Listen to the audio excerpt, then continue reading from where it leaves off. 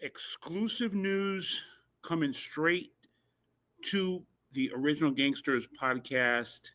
And from us, we're going to blast it out to you guys, the audience. Some more dramatics out in Canada, specifically Montreal, the Great White North, involving Marty Rober, the Rizzuto crime family, and possibly Ana Atna, a.k.a. Tupac, and his quickly ascending rap pack mob. So the news that I got was that there was a drive-by shooting that targeted a casino headquarters where Marty Rober, the Hells Angel Montreal superpower, has an office. The casino is the majority of the stock in that casino is owned by him, but there are investments in that casino held by leaders of the Rizzuto crime family, the Sicilian Mafia in Montreal. The casino, I'm told, is on an Indian reservation, and it's a place that when Marty Rober is in his home stomping grounds of Montreal and Quebec, spends a lot of time at this particular property.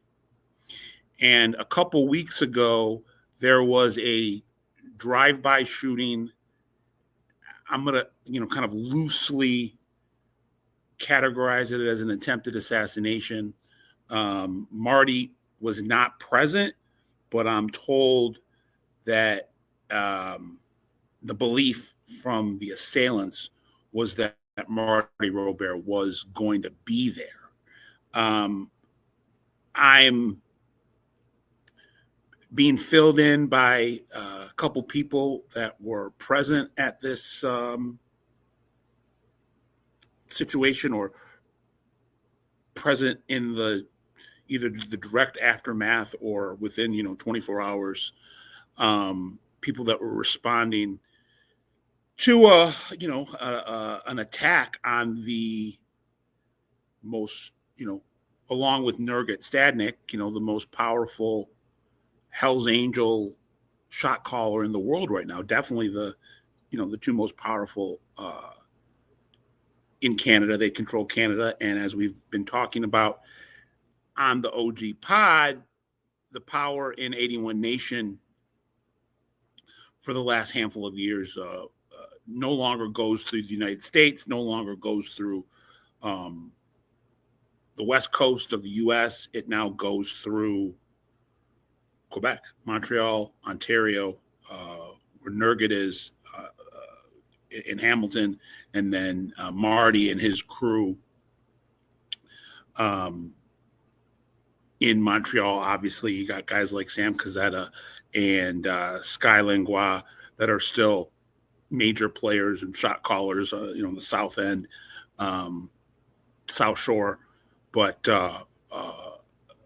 Marty is the number one guy. He is the, I think he's got to be the most compelling organized crime figure in the world right now. Commands 6,000 to 7,000 full patches spread out amongst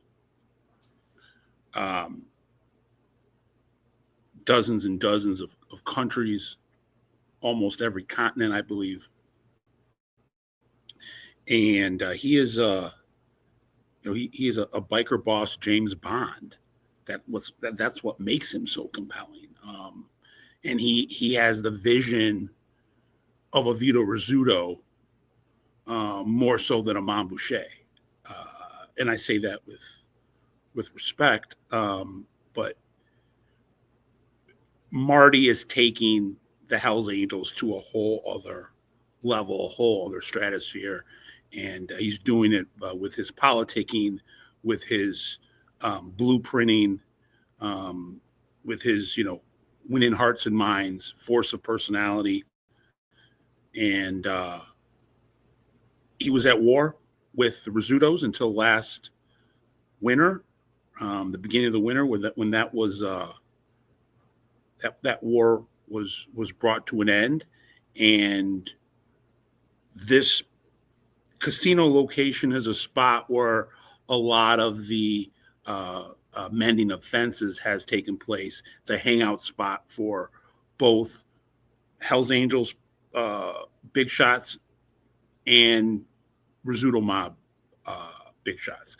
And this was a place that, hosted a lot of mixers, if you will, and getting everyone back on the same page with Hell's Angels and the Rizzutos, who had been, allies for 30, 40 years and, fell into a 2-year dispute.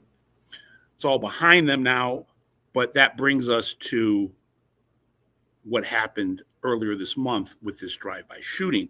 Talking to people again that were either there at the time or there in the aftermath, all the eyewitnesses saw what they thought were street gang members that were behind this attack. This did not come from another biker club. Doesn't seem to have come from another Italian mob clique. This was a street gang taking aim at the king. And as as they say, you take a shot at the king, you better not miss. And these guys missed, and I would say, brace for some form of retribution, and the ripple effects. Who knows if they'll be ironed out now or in the future. These are guys that have, long memories. But if this did come from Tupac and his Rat Pack mob, it's just another indicator of how Ana Atna, aka Tupac, kind of like Marty, has ambitions and visions that go beyond what his predecessors have. And the reporting, both from OG Pod as well as some other mainstream media outlets in Canada, is that Atna is the godfather of street gangs in Quebec right now, taking over for Greg Woolley. He is still a suspect in helping carry out the Greg Woolley assassination in November of 2023. There's a lot of different theories out there about how that took place, but I know that Atna is somebody that is viewed by investigators as one of the top suspects, and his crew being, some of the top suspects. If you've been following us, you know that Atna has changed dance partners a lot.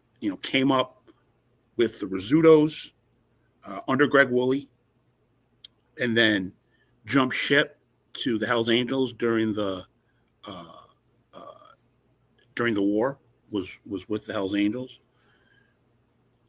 either at the very end of the war or right when the war concluded. Reports were that Atna had realigned with the Rizzutos,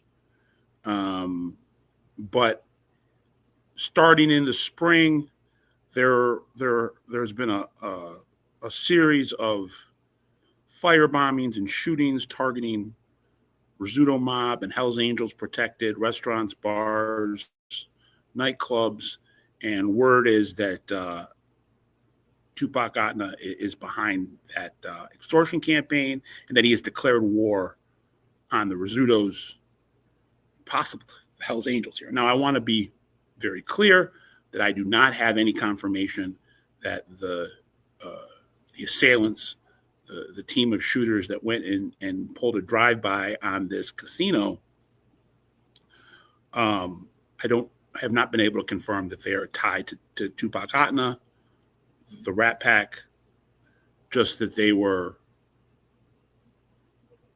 dark-skinned street gang members.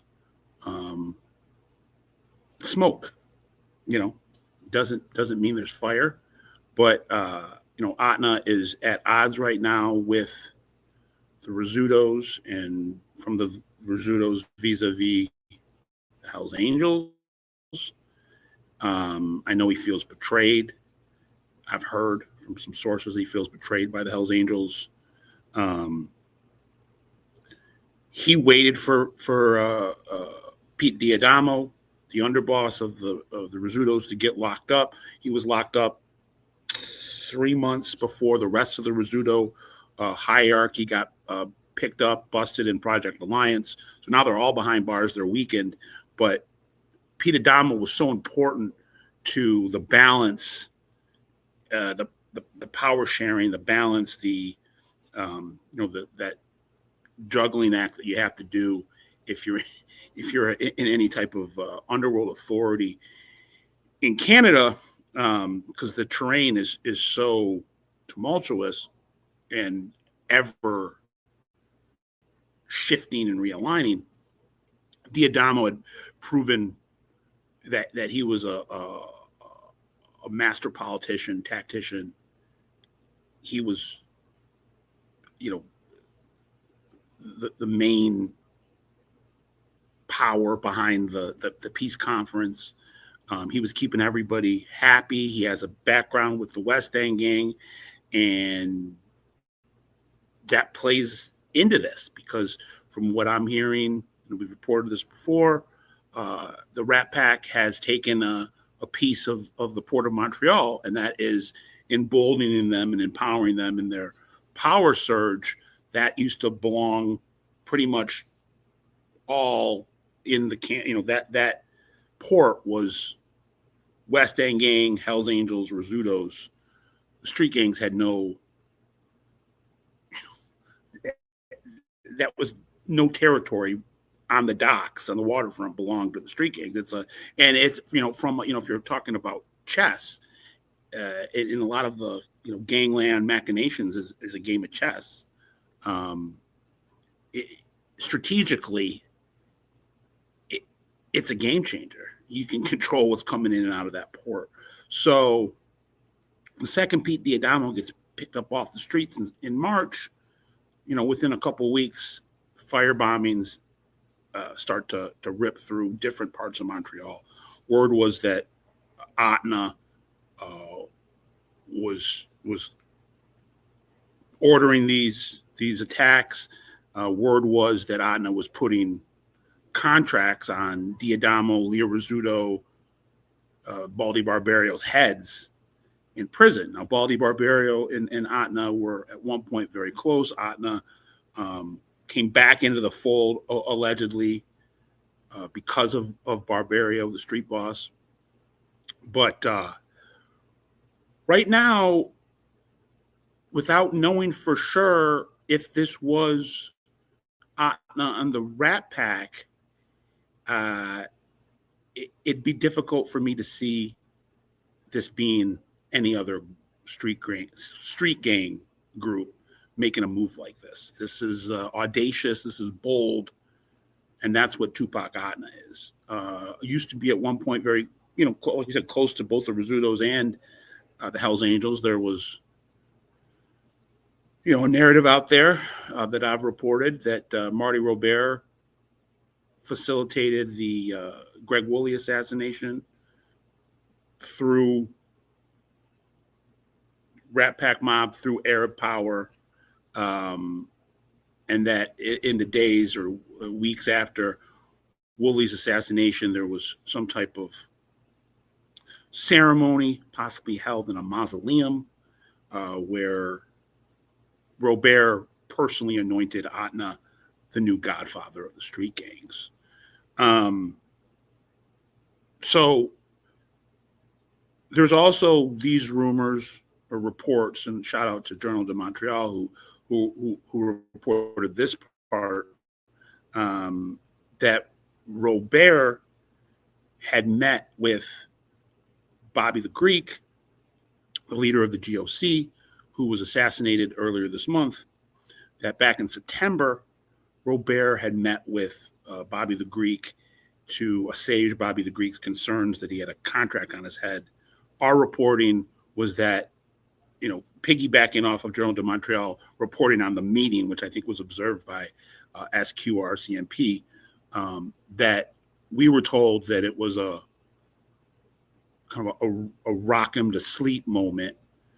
And Bobby the Greek and the GOC seems to be stuck in the middle of this new phase of the warfare that's broken out across Quebec and other parts of Canada since Vito Rizzuto went away to prison almost 20 years ago. And there's never been a return to the kind of stability that Vito Rizzuto was able to bring, and the power and the respect and the vision, and just the right approach to keeping everybody satisfied and all these different groups, for the most part, from cannibalizing each other. And since he was sent to prison in the United States for the Donnie Brasco three capo slayings, it's just it's gone to hell in a handbasket. Hundreds of gangland slayings and all these different iterations and phases of this warfare. So, going into 2025, Hell's Angels and Rizzuto mob were aligned. It then appeared when the Rizzuto mob gets into all this legal issues, Tupac's Rat Pack, and then Arab Power and the offshoot from Arab Power, AWA, are all, seeing the blood in the water, and they're circling like sharks, and they start attacking Rizzuto protected spots, and then in that also attacking Hell's Angels protected spots.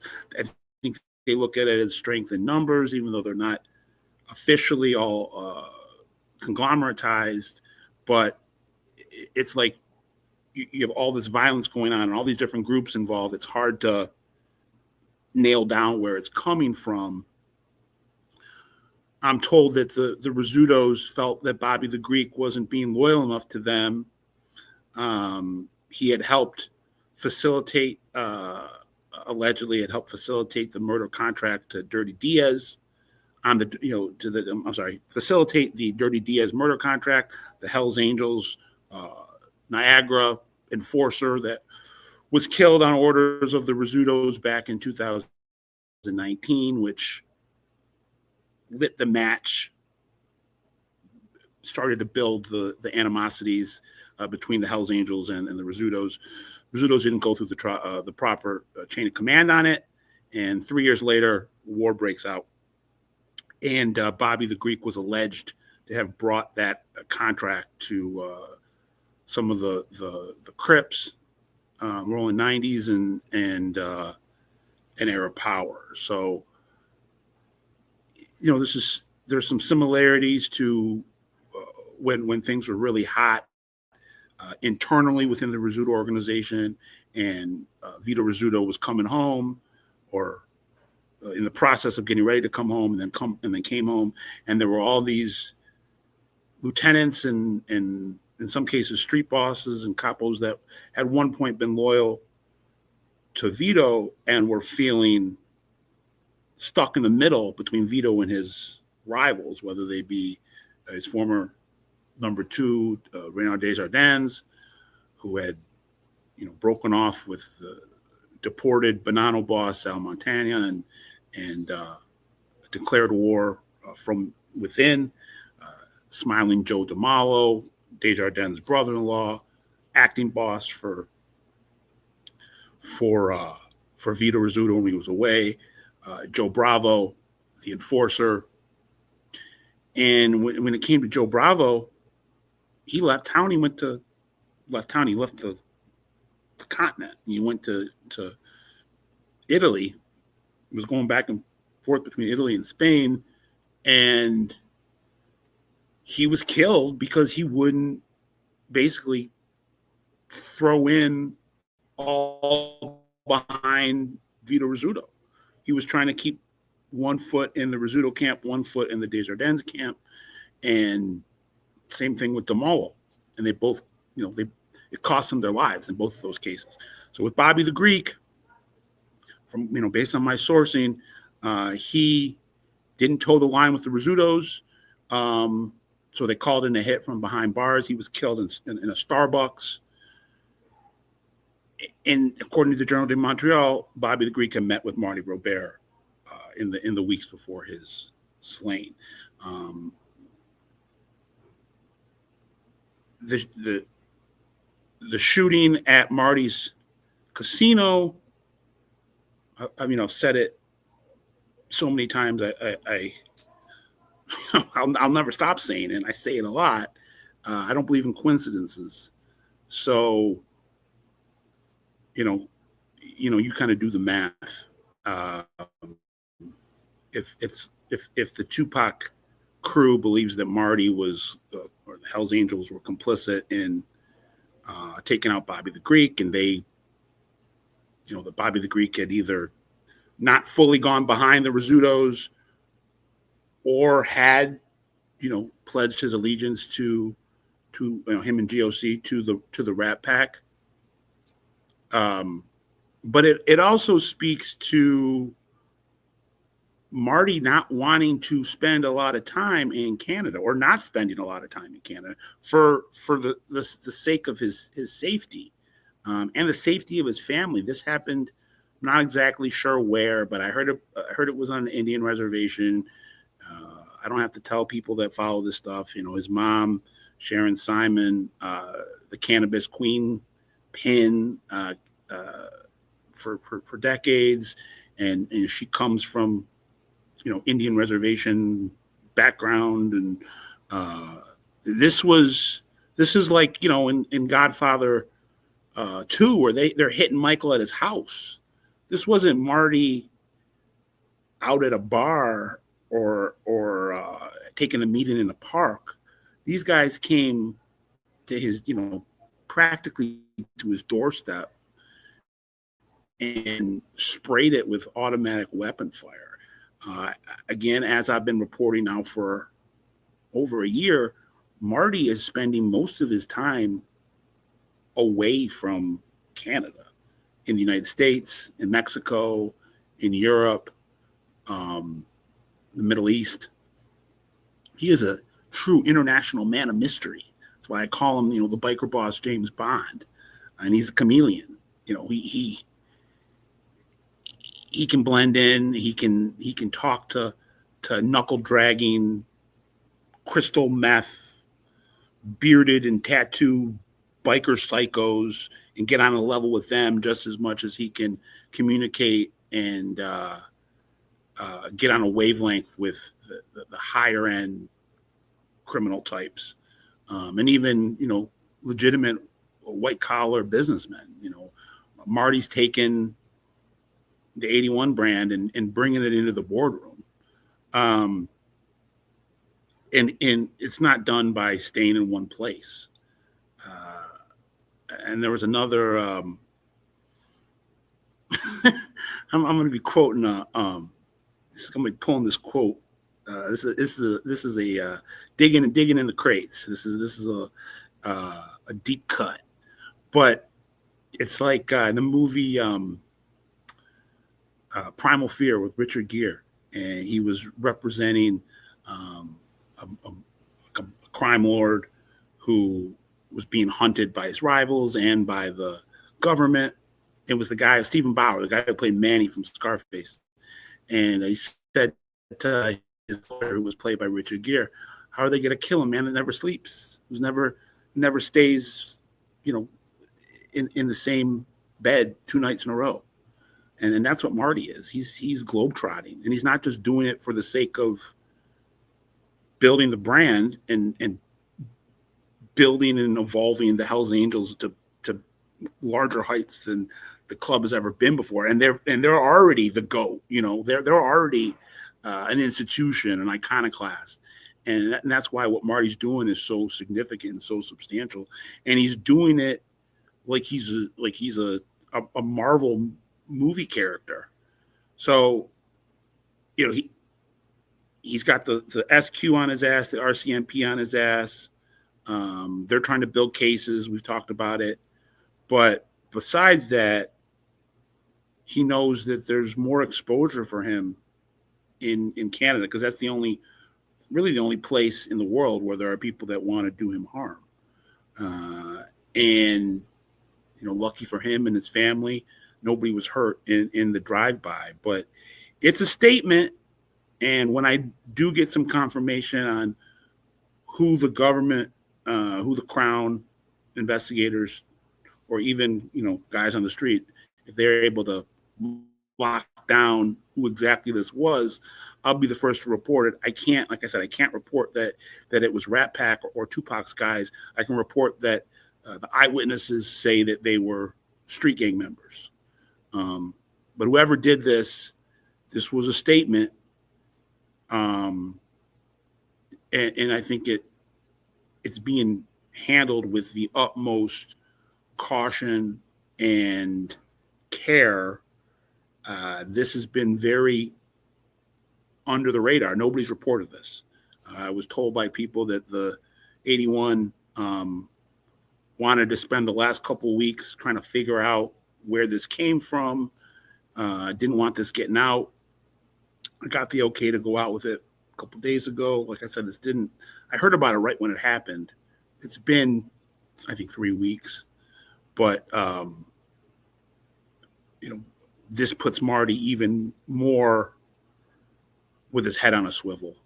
And I don't know if we'll be seeing him back in Canada anytime soon. So it's like he's the boss of the Montreal Hells Angels. Him and Nurgit run Canada. They also run the world in terms of the Hells Angels right now. And even though Marty Rober is a Canadian citizen, he's shadowy and stealthy, and for good reason. So just wanted to report that there was this shooting. There was a drive-by targeting this casino headquarters of Marty and some members of the Rizzuto mob. Nobody was critically injured, but it has put everybody, it's an all hands on deck mentality right now, both for Marty and the guys in the Hells Angels. But I know the Rizzutos are taking this very seriously too. They're in prison. But when you're somebody like Tupac, you can touch somebody behind bars. So this is a whole new phase of these tumultuous times in Canada, and it looks like Tupac Atna is more and more becoming a central character in terms of forces to be recognized and reckoned with in the Canadian underworld. You got to put him up there now. In a lot of ways, beyond what Greg Woolley was. Greg Woolley was muscle, and he was a diplomat, but he didn't have this level of bloodlust, I don't think, and he was a pretty violent guy, sociopathology, but I don't know if he had the desire to ruffle the feathers of the type of people that Tupac is, and not just to be insensitive, but shoot for the brass ring. I don't think Greg Woolley ever saw himself as being more powerful than, or eventually ever being more powerful than the Rizzutos or the Hells Angels. I think Tupac, kind of like Marty, wants to be transcendent. So we'll keep everybody updated. Please like, share, and subscribe. We're here breaking down all the latest breaking news when it comes to the underworld in North America. Scott Burnstein, Original Gangsters Podcast, uncovering the underworld, one city, one region, one country at a time.